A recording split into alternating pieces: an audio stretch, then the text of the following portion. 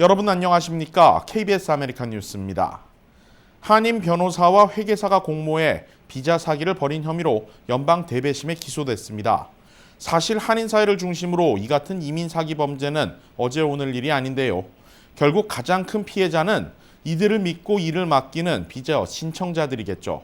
이러한 유형의 범죄가 어떻게 발생할 수 있었는지 그 원인을 되짚어 봅니다. 이유수 기자가 취재했습니다. 한국에 거주하는 이모 변호사와 다이아몬드바 지역에서 활동하는 김모 회계사가 연방 대배심에 기소된 것은 지난 월요일. 이들은 거액의 수수료를 받고 취업이민 희망자들의 신분을 해결해준 혐의를 받고 있습니다. 미국에 존재하지도 않는 유령 회사를 설립해 비자와 영주권을 받아낸 것인데 이민국이 회계사들이 제출한 서류를 암묵적으로 신뢰하고 있다는 점을 악용한 것으로 보입니다. 회계사는 공인이 되었기 때문에 1차적으로 어느 정도 신뢰를 하고 있다 이렇게 생각하시면 되겠어요. 그래서 이런 이민국의 어떤 그 신뢰에 바탕둔 어떤 시스템이 어떤 허점을 드러냈다 이렇게 생각할 수 있겠습니다. 이 같은 범죄가 발생할 수 있었던 원인은 무엇일까? 이민을 원하는 사람이 많고 이민을 위해 거액을 지불해도 아깝지 않다고 생각하는 사람이 많은 것이 가장 큰 원인입니다. 이민법 변호사들의 경우 마음만 먹으면 얼마든지 상식 수준에서 벗어난 요금을 청구하는 게 가능합니다. 이번 사례처럼 고용관계가 명확하지 않은 이민자의 요구가 늘어날 경우 검은 유혹은 더 커질 수 있습니다. 영주권을 받을 수 있는 어떤 계획을 변호사가 다 짜줄 때 일어나는 거예요. 고용주도 구해주고 클라이언트도 자기가 구하고 그 사이에서 어떤 자기 노력의 대가. 이 같은 범죄는 취업 이민뿐 아니라 투자 이민에서도 발생합니다. 지난 2013년 투자 이민 전문 법률 그룹을 운영하던 한인 이모 변호사는 한국에서 투자 이민 사기 혐의로 체포됐습니다. 40여 명의 투자 이민 희망자들에게 2천만 달러를 받아 착복한 혐의를 받았습니다. 지난해에는 학생 비자 사기로 문제가 된 프로디 어학원에 재학했던 전력이 드러나 미군에 복무 중인 한인 여성이 강제 전역을 당하기도 했습니다. 이민을 신청할 경우 명확한 근거가 존재해야 합니다. 서류를 위조하거나 있지도 않은 사실을 거짓으로 꾸밀 경우 모두 처벌 대상이 됩니다. 제3의 기관에 들어가는 거기 때문에 국세청과 관계가 없다. 이런 서류는 고쳐도 된다라는 일반적인 상식을 가지고 계신 분들이 많이 있으셨어요. 신고를 한 서류를 그것을 고쳐서 새로운 서류를 만든다는 것 자체가 그 위조이기 때문에 위법 사실이 적발될 경우 이미 합법적인 신분을 취득한 경우라도 문제가 됩니다. 관용이 적용된 문제도 아니고 명확하게 사기이기 때문에 그 사기를 통해서 영주권을 받았기 때문에 그 영주권은 분명히 이제 말소가 될 겁니다. 신청자 본인 그리고 신청자를 돕는 변호사들의 양심이 무엇보다 우선시 되어야 할 것으로 보입니다. KBS 뉴스 이우수입니다. 내분으로 지도부가 총사퇴한 한인 비영리 단체 민족학교의 문제는 사실 어느 정도 예견됐던 일이었습니다. 이번 사태로 단체가 갈라질 수도 있다는 우려도 나오고 있는데요. 핵심 내용 김경일 기자와 함께 들여다봅니다. 자, 김경일 기자. 민족학교 하면 이제 한인 사회에서는 굉장히 잘 알려진 비영리 단체죠. 이제 1983년 설립됐고 그동안 이제 뭐 이민자 권익 향상이나 특히 이제 저소득층, 그다음에 노인들을 위한 봉사 지원 등 다양한 활동을 했죠. 또 이제 추방유예 다카 신청을 받는 것도 민족학교가 한인 사회에서는 굉장히 주도적으로 해오지 않았습니까? 그런 역할을 해왔던 단체가 이번에 안에 있던 갈등이 튀어나왔단 말입니다. 자, 문제의 핵심 무엇입니까? 네, 간단하게 정리를 해보자면요. 1세 직원들과 1.5세, 2세 지도부 간의 그 언어, 문화적 갈등이 이번에 터졌다. 이렇게 볼 수가 있습니다. 네. 이사회부터 시작해서 주요 결정을 내리는 핵심 인력들이 1.5세, 2세로 바뀌면서 1세 실무진들의 역할이 축소되고 무시당했다는 주장입니다. 네.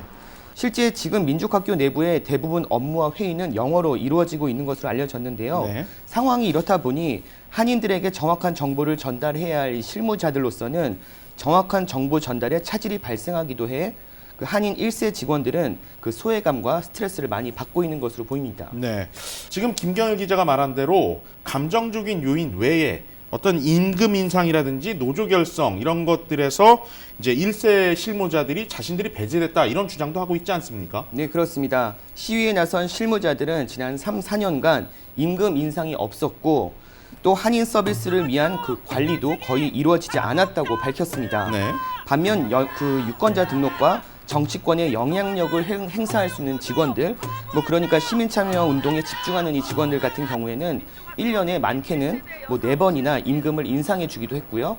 또 파트타임을 풀타임으로 전환을 하는 등 여러 지원을 아끼지 않았다고 주장했습니다. 이민자의 다카 문제라든지 지금 굉장히 시급한 그런 문제들이 현안들이 있는데 그런 것을 저희가 하지 않고 있는 지원도 없고 어떤 슈퍼바이저도 제대로 해주지 않고 슈퍼바이징이 없고 또 인원을 축소시키고 그쪽의 인원들은 감소되었고 임금 인상도 없었습니다.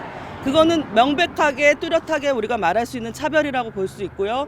지금 설명대로라면 민족학교가 어떤 당초의 설립 취지에서 벗어나서 정부 지원금을 받는 이런 단체로 이제 달라졌다. 이런 과정에서 갈등이 좀 심화됐다. 이렇게 봐야 하나요? 네, 그렇게 볼 수가 있는데요. 지난 수년간 그 민족학교가 다양한 영역으로 활동을 이렇게 확대해 온 건 사실입니다. 네. 실제로 저소득층 아파트 건립 사업을 주도적으로 이렇게 참여를 하기도 했고요. 네. 그러다 보니 메디컬 신청이나 뭐 유권자 등록을 돕는 뭐 기존 업무를 보던 사람들이 어느 정도 소외된 것도 사실로 보입니다. 네. 한편으로는 또 다른 시각도 있는데요. 네. 사실 민족학교를 20년 동안 이끌어온 이 윤대중 회장이 이번에 그 안식년으로 1년 동안 단체를 떠났거든요. 네. 그 과정에서 이후 그 젊은 2세 영어권 인력들이 대거 단체를 이끌었고 네. 이 과정에서 이들이 기존 인력과 그 매끄럽지 못한 이 소통을 하면서 다른 이 결과도 나오고 있다 이런 말도 나오고 있습니다. 어떤 젊은 인력들의 리더십 부재다 뭐 이런 부분도 뭐 충분히 이유가 있을 것 같습니다. 자, 이제 사실 이제 저희가 이런 이야기를 하는 이유가 민족학교가 이제 사회적 약자에 대한 정의를 외치는 대표적인 한인 비영리 단체였다는 점에서 이제 저희가 이번 내분을 곱지 않게 보는 시각이 많다. 이런 부분에 대해 저희가 주목하고 있는 건 아니겠습니까? 또 한편으로는 이제 민족학교의 영향력이 커지면서 한인 사회와도 또 마찰을 빚었던 부분들도 있었거든요.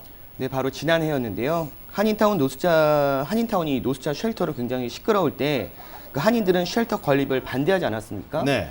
그런데 민족학교는 쉘터 건립을 찬성하면서 한인 사회 반대 의견을 뭐 이기적인 님비즘으로 비하를 했고 네. 뭐 이로 인해서 엄청난 비난을 사기도 했습니다. 네. 사실 이때부터 민족학교가 한인 사회와 주류 사회를 잇는 이 가교 역할의 이 균형을 잃고 있는 것 아니냐라는 우려들이 나오고 또 이런 비판들도 나왔는데요. 네. 사실 이번 내분으로 봤을 때 특정 지도부의 그 편향적인 결정이 그 안에 존재를 했고요. 그에 대한 반발이 이번에 또 튀어나오는 것 아니냐 이런 말도 나오고 있습니다. 자, 어찌됐건 이번 내분으로 민족학교 지도부는 총 사퇴를 했죠. 네, 그렇습니다. 사무국장을 포함한 그 지도부 3명이 사표를 제출을 했습니다. 네. 사표를 낸 지도부 중 한 명은 뭐 오늘 오전 근무를 마치고 또 민족학교를 떠났습니다. 네.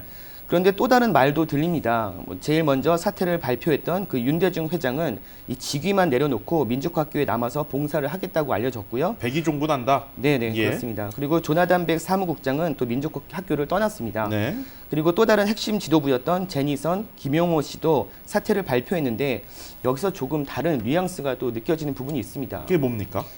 사표를 낸 지도부 중 한 명과 전화 통화를 했는데요. 뭐 네. 익명이라 이름을 밝히진 않겠습니다. 네. 실무자들이 지도부의 사퇴를 그 원하는 시위를 벌인 만큼 뭐 이들의 의견을 따라 떠난다라고 말을 했고요. 네. 자신들은 더 건강한 환경에서 봉사하겠다 뭐 이렇게 말을 했습니다.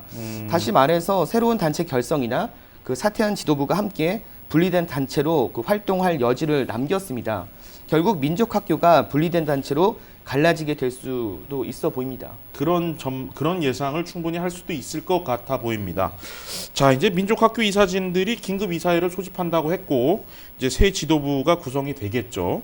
자, 일단 뭐 무엇보다도 이제 민족학교를 통해서 서비스를 받던 한인들이 불편을 겪지 않아야 하는 것이 가장 중요할 것 같습니다. 이제 아무래도 이번 내분이 이제 가장 걱정스러운 이유가 결국에는 이제 민족학교가 대변해왔던 대상이 저소득층 가정, 또 노인, 뭐 서류미비자 등 사회적 약자들 아니겠습니까? 맞습니다. 적어도 이번 사태가 이런 우리 한인 사회적 약자분들에게 피해가 가지는 않았으면 하는 이런 바람입니다. 자, 김경일 기자 수고했습니다. 다음 소식입니다. 뉴저지 선거에서 시장과 시의원에 도전한 한인 후보 6명이 모두 당선됐습니다. 제2사 뉴욕 KBTV 박정우 기자가 전해드립니다. 뉴저지주의 시장 선거와 시의원 선거에 출마한 한인 후보 6명이 전원 당선됐습니다. 주목할 점은 뉴저지주에서 사상 첫 한인 여성 시장이 탄생했다는 것입니다. 뉴저지 체릴 시장 선거에서 수잔신 앵글로 민주당 후보는 낸시 펠로 오다우드 공화당 후보를 압도적인 표 차이로 누르고 당선을 확정지었습니다. 뉴저지주 한인 시장으로는 지난 2005년 에디슨 시장에 당선된 최준희 전 시장과 지난해 팰리세이드 팍 시장에 선출된 크리스 정 시장에 이어 세 번째입니다. 신 당선자는 선거 승리를 위해 아낌없이 지원해준 모든 분들께 감사드린다며 시민들에게 한 약속을 반드시 지킬 것이라고 당선 소감을 밝혔습니다.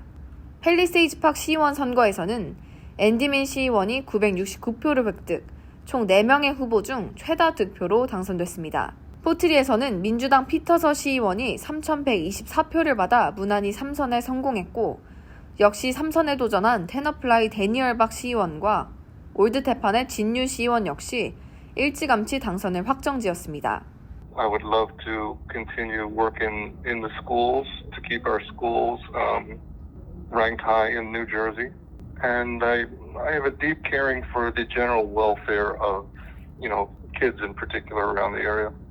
With all the challenges they face with drugs, alcohol, mental health issues. I do a lot of work in helping kids cope with that kind of stuff.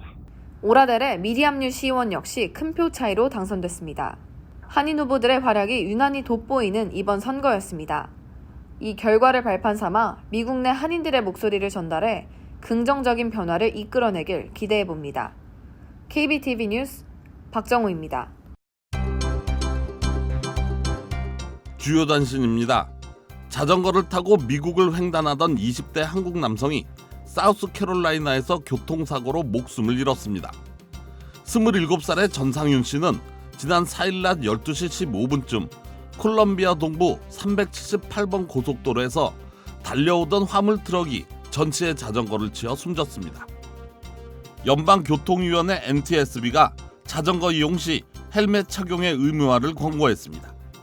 NTSB에 따르면 지난해 미국에서는 857명의 자전거 이용자가 차량과 부딪혀 목숨을 잃었습니다. 캘리포니아 차량 등록국 DMV에서 주민 수천 명의 개인정보가 다른 정부기관들에 유출된 것으로 드러났습니다. 유출된 3,200명의 운전자들의 개인정보는 지난 4년간 국토안보부와 연방국세청, 연방중소기업청 SBA, 샌디에고와 센타클라라 카운티 검찰 등 모두 7개 기관으로 넘겨졌습니다. 이달 중으로 예상됐던 미국과 중국의 1단계 무역 합의 서명이 다음 달로 미뤄질 수 있을 것으로 보입니다. 미 고위 당국자는 무역 전쟁을 끝내기 위한 1단계 합의가 이뤄지지 않을 가능성이 여전하지만 타결될 가능성은 더 크다고 밝혔습니다. 요르단의 유명 관광지인 제라시에서 괴한이 흉기를 휘둘러 외국인 관광객 4명을 포함해 8명이 다쳤습니다. 요르단 경찰에 따르면 부상당한 8명은 여행 안내원 등 요르단인 4명을 비롯해 3명의 멕시코인과 1명의 스위스인입니다. KBS 아메리칸 뉴스는 시청자들의 의견을 소중히 생각합니다. KBS 아메리칸 뉴스 마칩니다. 고맙습니다.